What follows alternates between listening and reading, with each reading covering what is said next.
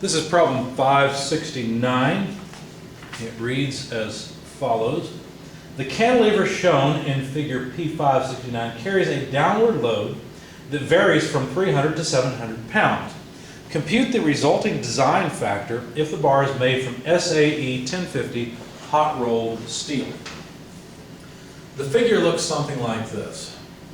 There's a wall with a bar that is round and cantilevered out. Now there's a radius on part of this back here. And they don't give us the diameter here, so we're not really concerned about stresses within this part. In fact, we'd probably be most concerned with stresses right at this line, right? Because that's the farthest back from where the load is applied, and this load is 300 to 700 pounds force, and so the maximum moment's going to be really back here, but since there's so much meat back here, we're not worried about that. The stresses will be lower there, assuming this is not some ridiculous length or some very close diameter to this bar. They don't give us enough information. We have to assume that they're worried about stress at that interface. Now the distance from this shoulder here to the outside edge is 4.0 inches. The diameter of this section is 2 inches. The diameter of this section, I'll use a lowercase d, is 1¼ inches. And then the radius at that fillet is 0.06 inches. Okay. Now they told us that this is SAE 1050 hot rolled. Okay. Now if you look that up, you'll find that the ultimate strength of that material is 90 KSI, and the yield strength of that material is 49 KSI. Now let's take this number and let's look at figure 5-8A with a 1-4 English units. You might be tempted to go to the hot rolled curve, but if you think about this bar, I mean, okay, yeah, if it's hot rolled into the shape, then yes, we should go to the hot rolled curve. But my guess is that this was machined down in this section and then welded to the wall. So I am not going to go to the hot rolled curve.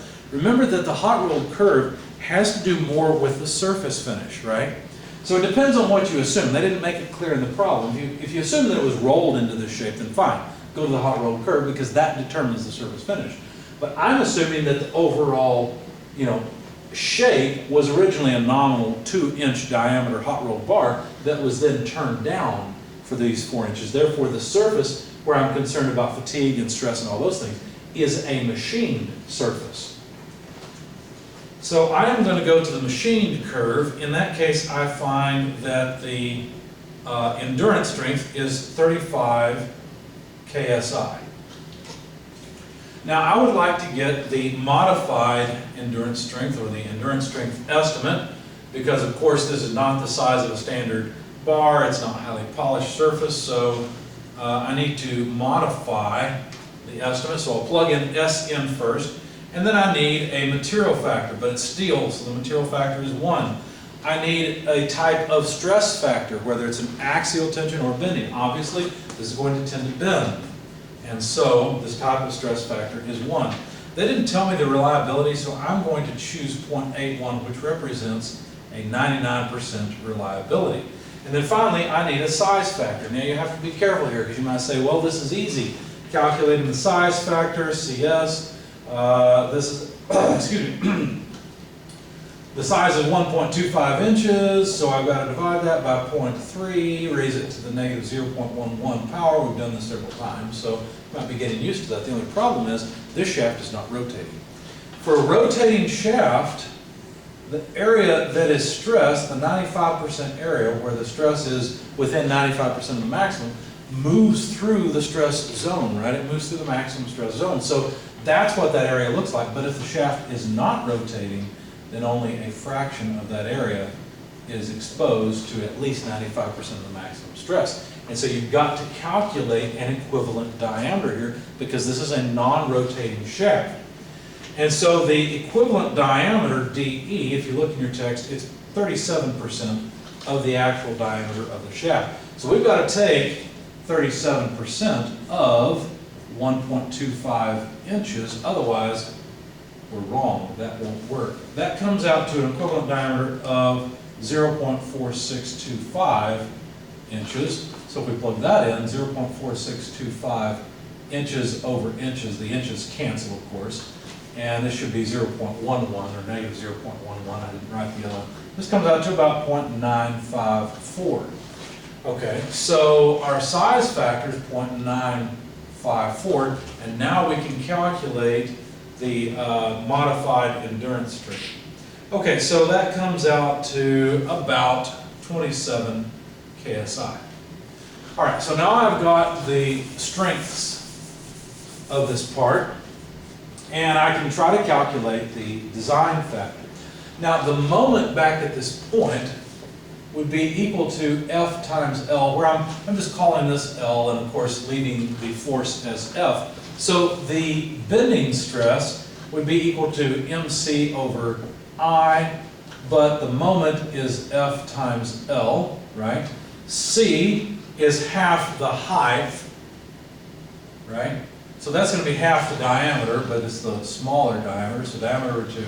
If you look up the second moment of area for a round section, you'll find this equation, pi d to the 4th over 64. And notice I'm being careful here using lowercase diameters because I'm dealing with the smaller diameter section.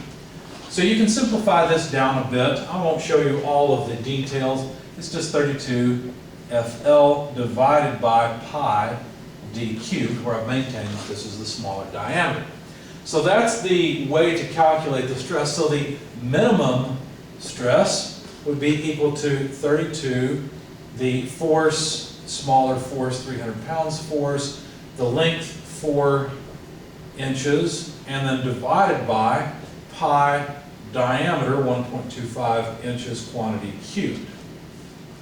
So one of these inches will cancel and we'll have pounds force per square inch, so that's just PSI.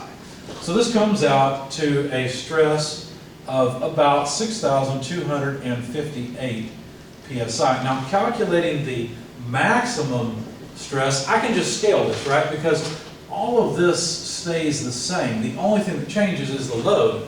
So I can just take the minimum stress, divide out the 300 that I put into it before, and multiply in the 700 pounds force that I need. So it's really just 7/3 of the minimum stress. So if you plug in the 6,258 PSI to this equation, of course the units here cancel because they're just pounds force, we'll get a stress of 10,000, I'm sorry, that's the wrong row. Let's try this, 14,603 PSI. Or so. I think I rounded that one off as well. So there's the maximum and minimum stresses. So now I can calculate the amplitude of stress variation as the maximum minus minimum stress divided by 2. So 14,603 less 6,258 over 2. That comes out to about 4173 PSI. And if I calculate the average or mean stress as the maximum plus minimum stress over 2, then I get about 10,431 PSI. So there's the amplitude stress variation, there's the mean stress. And the next thing to do is to check the Goodman line. So let's see, we don't need any of this anymore. Mainly what we need is the amplitude stress variation and the average stress variation. The Goodman line is defined by 1 over n equal kT, amplitude of stress variation over Sn prime, plus average stress over the ultimate stress. Now notice we have a stress concentration factor right here. So we need to figure out what that stress concentration factor is. Now if you look in the appendix, you'll find a stress concentration chart for a beam like this, where it's stepped down, and it's round, but it's subjected to bending moments, okay? Be careful because there's one for torsional stress. That's not the one we want. We want the one for bending moments. So to use the bending moments one, what we have to do is calculate R over D, which is 0.06 over 1.25 inches, comes out to 0.048. We also have to calculate the ratio of the large diameter section before the step to the small diameter section after the step, and that's 1.6. Now, these two things, you look up R over D, and notice it's the small diameter. You look that up on the x-axis, and the capital D over D tells you which curve you're on. Now, they don't actually have a curve for 1.6, but they, and of course the closest is a minor division line of 0.05 or so for R over D. But my best estimate in reading off that chart was that the stress concentration factor is about 2.3. Okay, so there's our stress concentration factor. Now going back to the Goodman line, we should rearrange it in order to calculate the safety factor, and instead of 1 over the safety factor, ultimate strength, modified endurance strength, multiplied, and then over ultimate strength stress concentration factor, amplitude of stress variation, and I'm not showing you all the algebra, it's pretty simple, you can do it, plus modified endurance strength multiplied by the average stress. Okay? So now plugging in all the numbers, the ultimate strength, I don't remember if I left that here, I may have already, no, here it is, right here. Right here, 90 KSI. The ultimate strength is 90 KSI. The best estimate of the endurance strength is 27 KSI divided by, again, ultimate strength 90, stress concentration factor 2.3, amplitude of stress variation. Be careful, these are in PSI. If I were to write them in KSI, it'd be 4.173 KSI. And if I were to write this one in KSI, it's 10.431 KSI. All you got to do is move the decimal place over 3 times, and you've got it. Okay. So what do I need here? I need amplitude, and that's this one, 4.173. And then I need to add to that Sn prime, 27 KSI, multiplied by sigma m, 10.431. Okay. Plug in all this into your calculator. You'll find that the safety factor for the Goodman line is about 2.12. But that's not all there is to the story, because there's also the potential for yielding. So let's check yielding and see what happens. Let's see. I guess I can get rid of this. I will need these, so let me hang on to them for a second. So for yielding, 1 over m equals kT, amplitude stress variation over yield strength plus kT average stress over yield strength. As I've said, you can rearrange this and solve for the factor of safety as the yield strength over kT sigma m plus sigma a. And it turns out that that's just the yield strength over kT times the maximum stress. Okay? So the safety factor then for yielding comes out, let's see, SY is 49 KSI.